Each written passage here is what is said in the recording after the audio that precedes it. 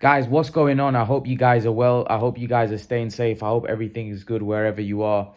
Guys, what's good? I hope everything's good at your end. Guys, you know Tony Bellew, Mr. Bellew, has had his say on the Golovkin Murata fight, and he says that Gennady Golovkin needs to retire uh, from boxing. And he goes that he would be brutally beaten by Canelo Alvarez if they were to fight in the trilogy. He goes that you could clearly see he was being pushed back by Murata. He was being hurt by Murata, and Murata's not a severe puncher. He goes, time waits for no man. And Golovkin is clearly past his best and past his prime. And Golovkin needs to retire from the sport of boxing. A lot of you said this as well. A lot of you said that, you think Canelo will brutally beat Gennady Golovkin if they fight. Look, do I agree with Bellew? I think Canelo will beat Golovkin, but I don't know whether about brutally beat. We need to see these guys square off and see what happens. Look, Canelo might destroy him. He might destroy Golovkin. I don't think so personally. I think Golovkin's going to give a good account of himself.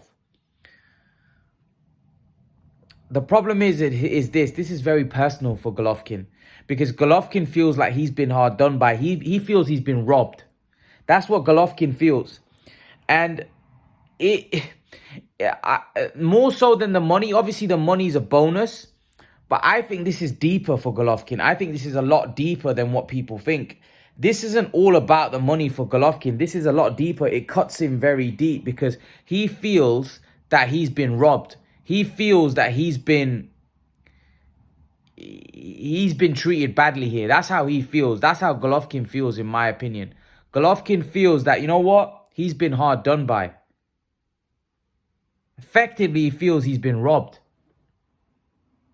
He feels that he should have beaten Canelo in the first fight, and he got a poor decision. So Golovkin isn't turning away from potentially a legacy fight. And look, the money is great. People always talk, oh well, it's a payday, and Golovkin's looking to. It's not about, guys. It's not about the payday, man. It's not all about the payday. Golovkin made $13 million to fight Murata. I bet you guys didn't know that. He made $13 million to fight Murata. $13 million to fight Murata. That in itself, you could retire. That's what was reported, $13 million. 1-3. That is a lot of money, guys. That is a lot of money. And I can understand if that is correct. You can understand why he waited so long for this Murata fight, because they were paying him a huge amount of money. And it was probably a fight that he felt he can win. He's now a unified champion. Personally, what I would like to see Golovkin do is maybe look to unify at middleweight. Look, maybe the Canelo fight is a step too far. But here's what I want to say. Tony Bellew believes that, Golovkin can be exposed and beaten by other fighters. That might be the case. That might not be the case. That would be for him to fight those guys, and let's see how he does against those guys. But let's not make out Murata was a bum, because Murata weren't no bum. Murata could fight, right? And Golovkin, although he had trouble early on, Golovkin beat him down and beat him. And I think Golovkin's not really getting the credit for that particular victory he's had over Ryota Murata. Look, no one's saying Murata's an elite, great, legendary fighter. No one's saying that. But Murata can fight. Murata is no bum. Murata can really fight. Right? If you don't win Olympic gold medal if you can't fight. Simple as that. You don't win gold medals. Right? And Murata's a big middleweight. He's a very, very big middleweight. So I think people aren't taking that into consideration. But the main thing here is, for me, more than money, more than all of that, more than being undisputed, this is about legacy for Golovkin, because Golovkin feels that he's been hard done by. He feels he's been robbed. And I know Canelo said that this is personal because Golovkin talks shit, he basically said. But this is more personal for Golovkin, because Golovkin feels he's been hard done by. Golovkin feels that he's been jobbed in that first fight and the second fight. And as he said, I beat Canelo 2 times already. So beating Canelo the third time isn't going to be nothing new. So Golovkin feels that he's been jobbed and he feels he's been hard done by. So Golovkin he's angry.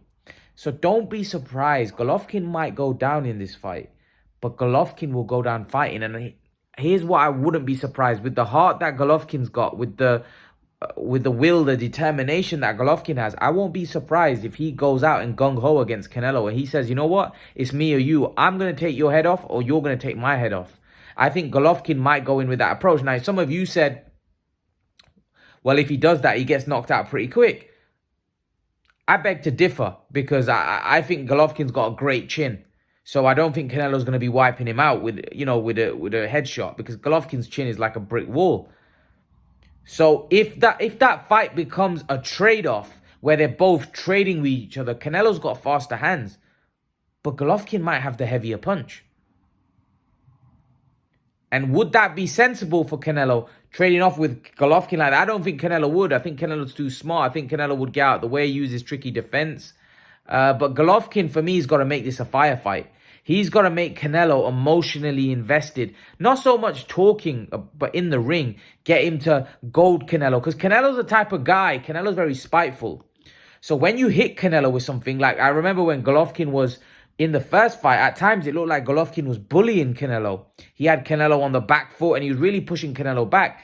And I remember when Golovkin used to land something significant, Canelo tried to come back right at him, because Canelo doesn't like being bullied. He likes to be the bigger man in the ring.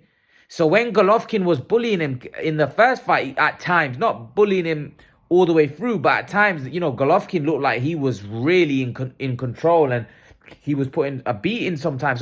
So Canelo thought, nah, I'm going to come right back at him. Because Canelo didn't like the fact that Golovkin was on top of him and hitting him with shots. Canelo wanted the judges to see, like, I'm landing. And Canelo probably landed the more eye-catching shots, because that's Canelo. Canelo's the flashier fighter out of the two. He's the more explosive fighter out of the two. But Golovkin had the volume. Golovkin was just constant and pressure and pressure and pressure. And I don't think Canelo had ever faced anything like that before. Canelo had never been in the ring with anybody that was able to exert that kind of pressure, had that kind of power, and had that kind of relentlessness, and like Golovkin's just a beast. Like Golovkin just keeps coming all night. And I don't think Canelo had ever faced anyone, so he was almost kind of like shell-shocked to, what is this guy? He keeps coming. And Canelo was hitting him with big shots, but Golovkin just didn't budge. And Canelo probably hadn't experienced anything like that before, in the sense that when Canelo lands, it normally has an effect on the guys that he fights. But with Golovkin, it was having no effect. Golovkin just kept coming forward. And that's a shock to Canelo, because Canelo's used to, like I said, hurting guys. He's not used to guys taking his shots and just continue walking forward. Whereas Golovkin was doing that. And that was probably a shock to the system for Canelo.